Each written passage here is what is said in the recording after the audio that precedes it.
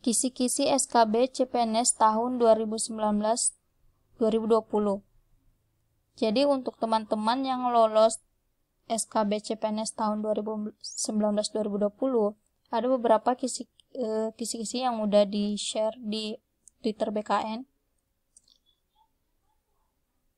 Di sini ada clue yang sudah di-share oleh BKN, yaitu mencari permenpan dan peraturan instansi terkait mengenai jabatan yang kita lamar, kemudian kita mengkombinasikannya di bidang pendidikan yang berkaitan dengan jabatan tersebut. Dan ingat, penyusun soal bidang adalah masing-masing instansi pembina jabatan tersebut.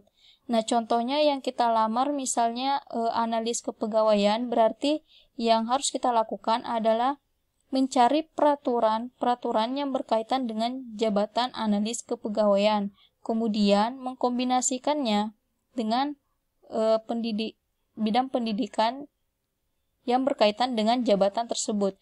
Analis kepegawaian itu masuk dalam rumpun manajemen, ya kalau mau lebih spesifik manajemen SDM. Jadi kalian bisa cari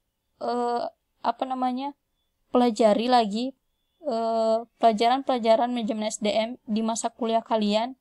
Ingat-ingat lagi, pelajari lagi. Kemungkinan besar ada soal-soal mengenai manajemen SDM yang masuk dalam SKB nanti. Kemudian yang perlu kalian ingat, penyusun soal bidang adalah masing-masing instansi pembina jabatan.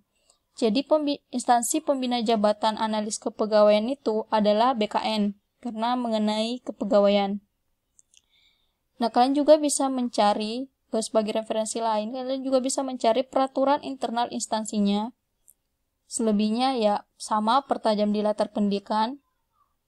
Kemudian kalian jangan lupa mencari apakah jabatan yang kalian lamar itu masuk dalam jabatan fungsional atau jabatan pelaksana.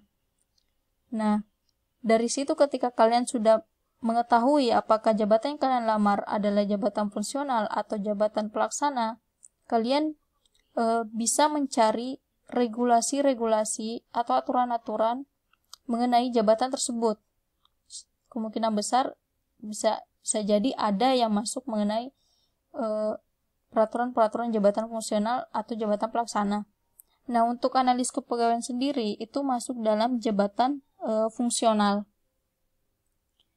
Kemudian ada lagi kalau itu kategori jabatan pelaksana, bisa membaca Permenpan tahun 2018, apa tugas jabatannya.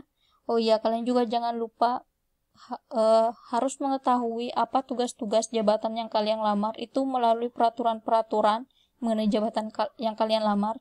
Jadi nanti bisa dicari sendiri. Kemudian bisa mencari referensi dari regulasi instansi, baik yang kamu lamar maupun regulasi terkait dari instansi lain yang mengatur bidang tersebut.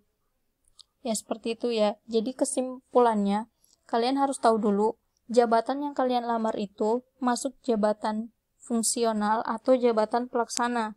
Kemudian kalian cari perundang-undangan yang relevan dengan tugas jabatan yang kalian lamar. Seperti itu.